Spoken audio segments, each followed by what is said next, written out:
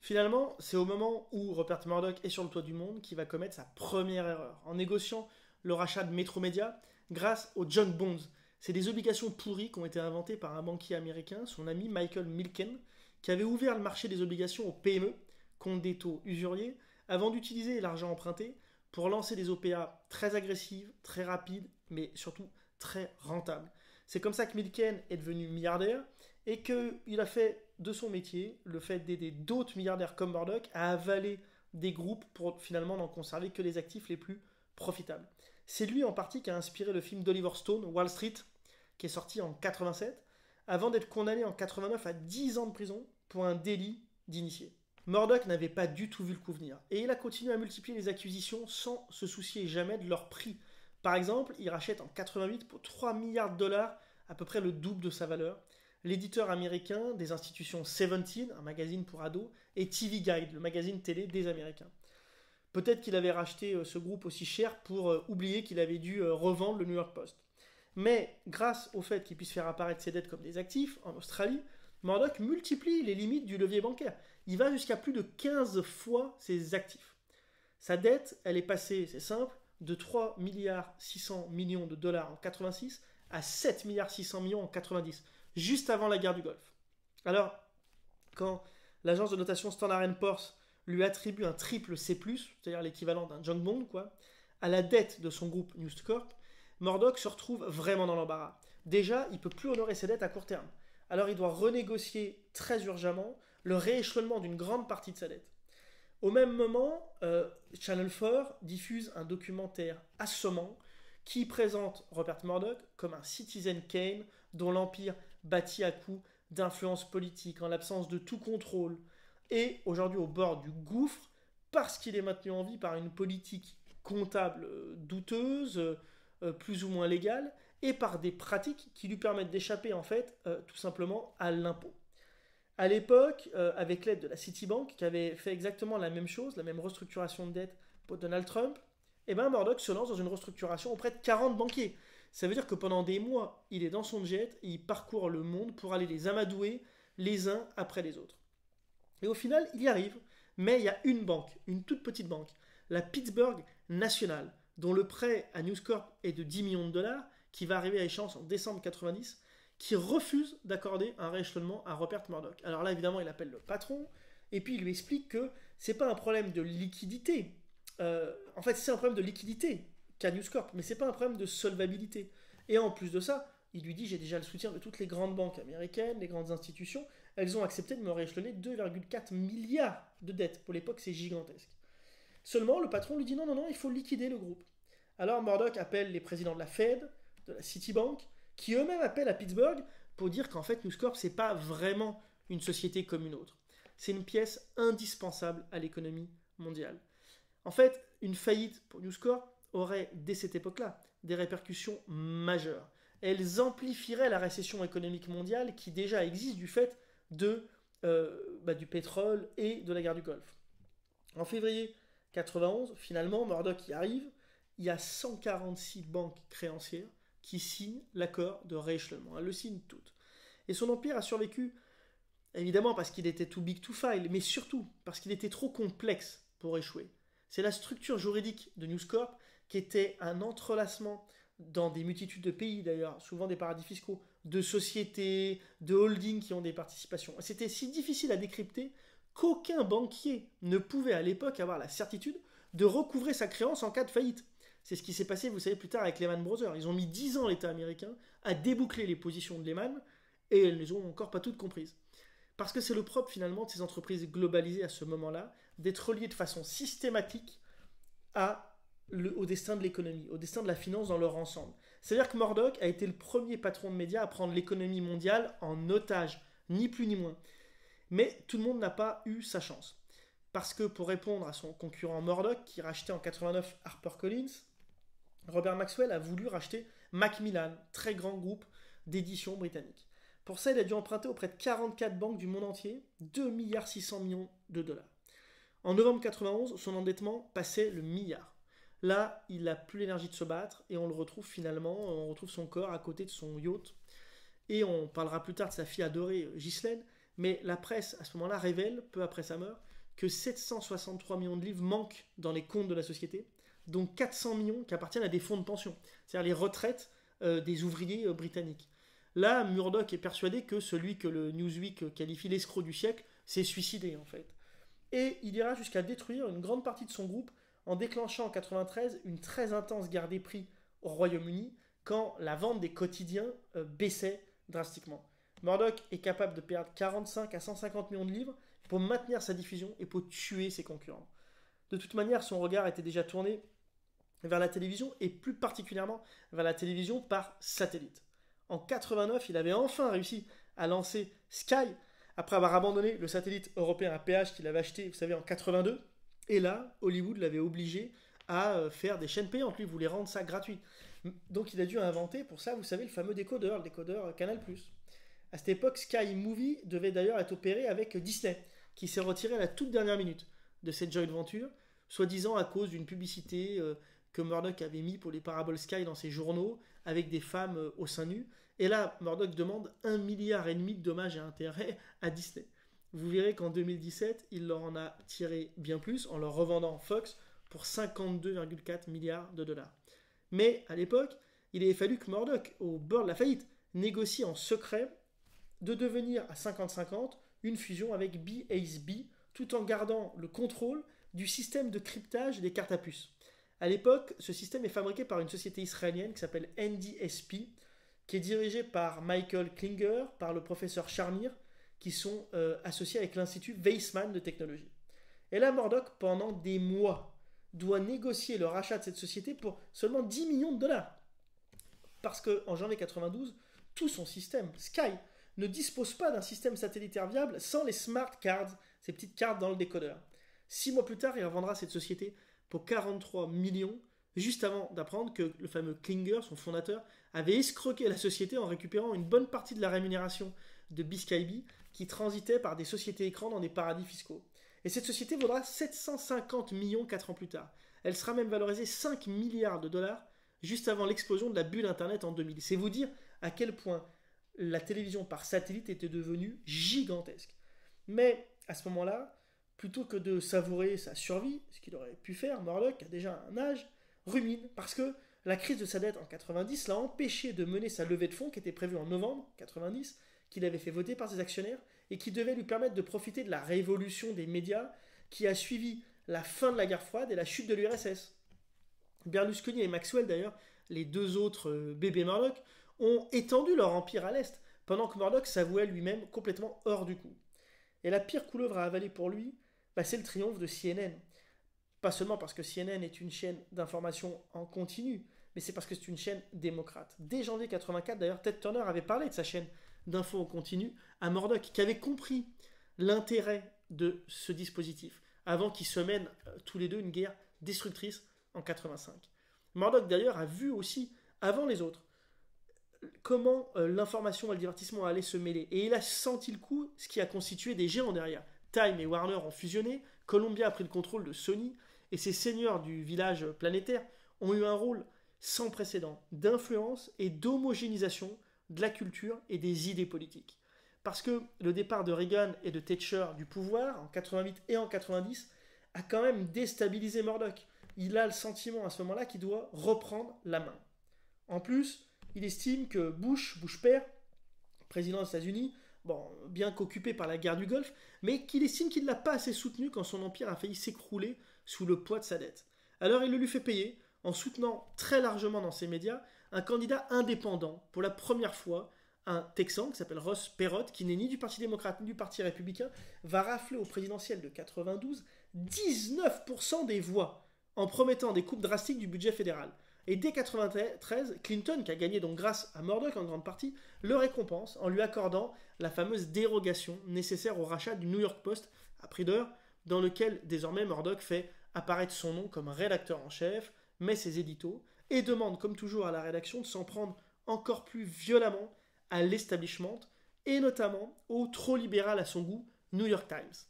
Dès les élections de mi-mandat, les fameuses midterms de 95, Murdoch donne 1 million aux républicains californiens pour aller battre Clinton et faire barrage à la discrimination positive, tout ce qu'il exècre.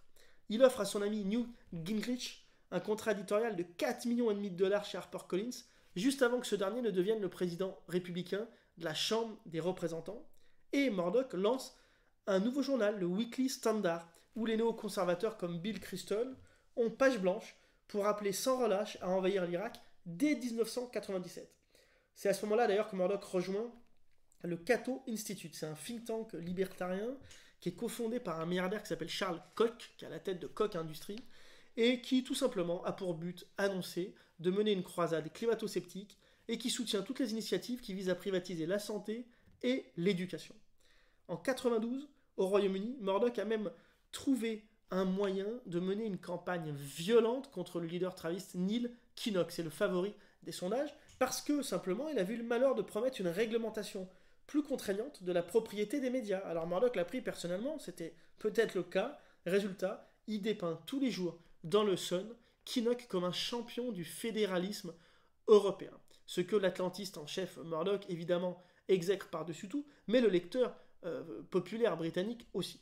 Alors, son journal dit qu'une victoire travailliste provoquerait un effondrement de l'immobilier, la hausse des prix du gaz et aussi une vague d'immigration sans précédent. Évidemment, à la fin, John Major remporte l'élection et Murdoch titre très fier de lui, le Sun a fait pencher la balance. Murdoch assume désormais ce pouvoir avec aussi ce qui lui en coûtera.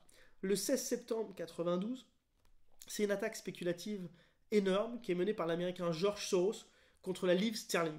Elle va contraindre John Major à retirer la monnaie britannique du système monétaire européen. Et là, l'américain de Soros, il vient de réaliser le hold-up monétaire du siècle, en tout cas depuis l'époque des changes flottants. En une journée, il gagne 1 milliard de dollars, parce qu'il a su profiter en fait du manque de cohésion de l'Europe. Et ce Black Wednesday, comme on l'appelle dans l'histoire monétaire et économique, a confirmé à Murdoch son hostilité envers le traité de Maastricht. Alors il tente à ce moment-là, avec insistance, de contraindre John Major à organiser un référendum qui aurait été perdu d'avance sur le traité de Maastricht, qui finalement sera adopté par voie parlementaire au Royaume-Uni. Chez Fox Network, Murdoch a dû négocier en 1991 le très coûteux départ de Barry Diller, qui lui avait demandé de lui céder carrément une partie du capital de la Fox. Rupert assure lui-même l'intérim après avoir versé 34 millions de dollars d'indemnité à Diller, puis nomme en 1992 Stephen Chow, un jeune diplômé d'Harvard de 36 ans. Il lui donne une mission, fusionner Fox et Sky pour enfin pouvoir dépasser le concurrent CNN. Et Rupert suit alors son intuition, qui le conduit à s'intéresser à la distribution du contenu plus qu'à sa création. Il approche John Malone, qui détient une part minoritaire de CNN en 1994, et investit 500 millions de dollars dans la société de Ronald Perelman. Elle s'appelle New World et elle possède 15 stations qui sont affiliées à d'autres réseaux que Fox. L'avantage, c'est qu'il les obtient sans les acheter.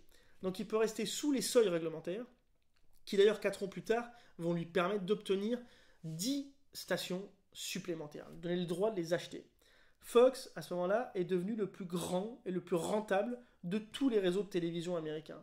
Sa progression inquiète tous ses concurrents, qui d'ailleurs accélèrent dans une course au gigantisme, qui est aussi une course au rapprochement, au rassemblement. Viacom rachète Paramount en 1993, et Disney va racheter ABC en 1995. À ce moment-là, Murdoch est en train de coproduire le succès planétaire Titanic. C'est le premier film de cinéma qui a engrangé plus de 2 milliards de dollars au box-office dans le monde. Et il est en train de faire de la Fox une télévision tabloïde. Il expérimente ce qu'est aujourd'hui cette télévision tabloïde. Il sort une première émission qui s'appelle America's Most Wanted, où il est le premier à proposer des reconstitutions télévisées de crimes, de meurtres, joués par des acteurs. Il privilégie de toute manière des programmes peu coûteux qui ne s'adressent pas à un public intellectuel. Évidemment, ça s'appelle la télé-réalité. Et en 3 ans à peine, il arrive à dégager des bénéfices colossaux et qui vont lui permettre d'investir dans des séries qui sont des succès mondiaux que vous connaissez tous, Dr House, 24 heures chrono, Ali McBeal, et des émissions de télé-réalité reprises dans le monde entier comme Qui veut épouser un millionnaire ou L'île de la tentation.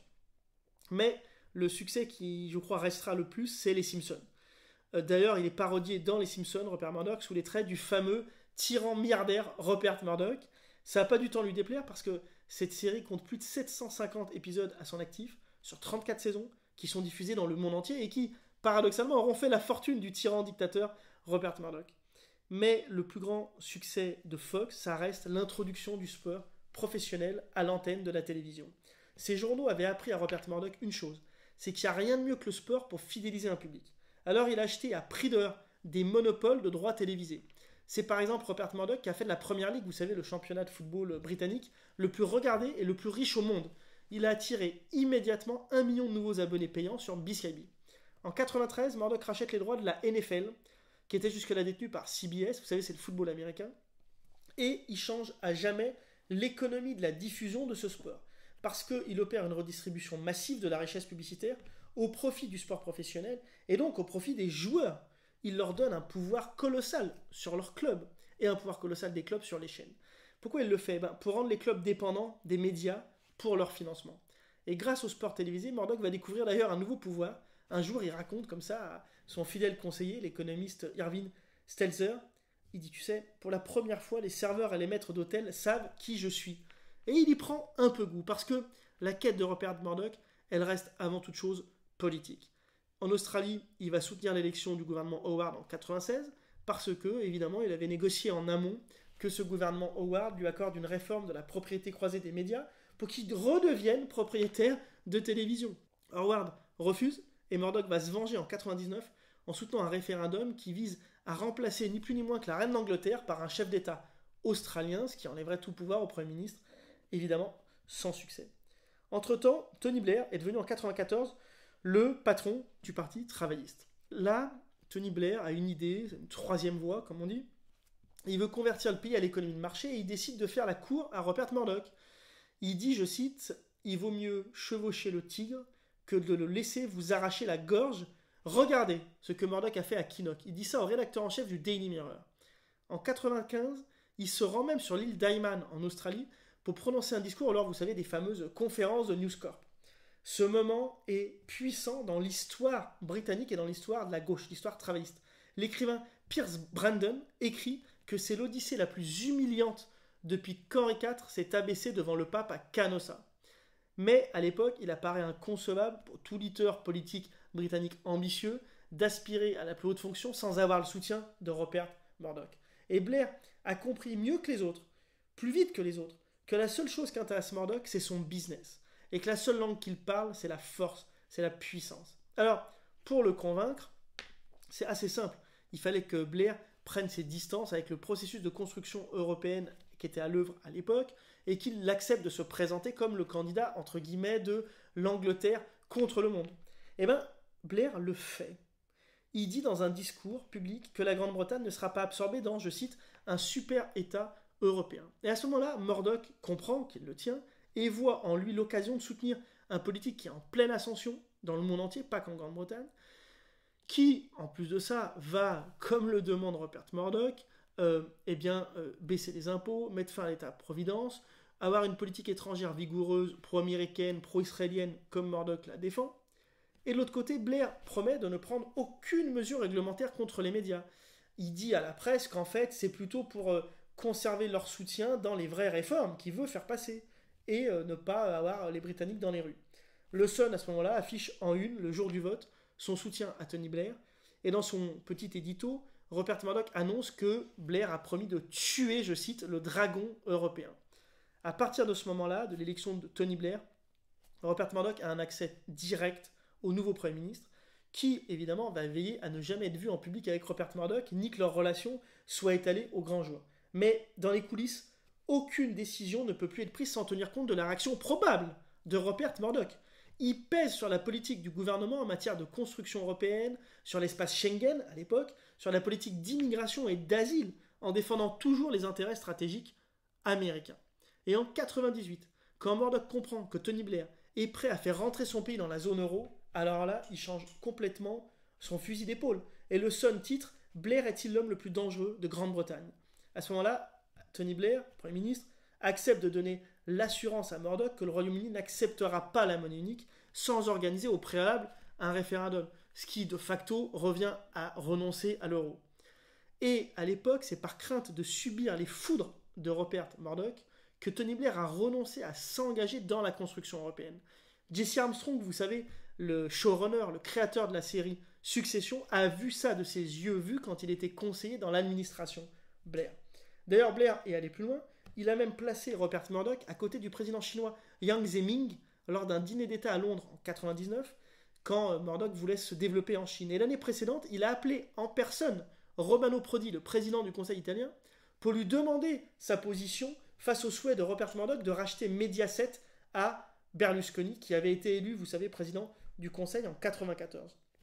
Blair est assez embarrassé quand ce lobbying est révélé, alors que lui, Murdoch, est très fier parce qu'il voit enfin étaler au grand jour son influence, l'influence de son modèle, l'influence de ses médias sur les politiques. Blair s'est opposé finalement une seule fois à Rupert Murdoch, c'est au moment où Biscaybe a voulu faire une OPA sur le club de football de Manchester United. Elle a été refusée par les autorités en avril 1999, après la mobilisation des groupes de supporters, et Blair, à ce moment-là, ses conseillers le racontent, était davantage préoccupé par la réaction de Murdoch à ce refus que par la guerre qui faisait rage au Kosovo. Il est d'ailleurs furieux que le département du commerce et de l'industrie ait fait savoir dans la presse que la décision de refuser l'acquisition de Manchester United par Biscaybe, qui appartenait à Rupert Murdoch, avait été prise par le gouvernement et non par la commission des monopoles et des fusions. Et le mois suivant, Manchester United d'ailleurs a réalisé un triplé historique en remportant le championnat, la Cup et la Ligue des Champions. Il faudra attendre 2023 pour que l'autre équipe de Manchester, Manchester City, réalise le même exploit. Murdoch était vert.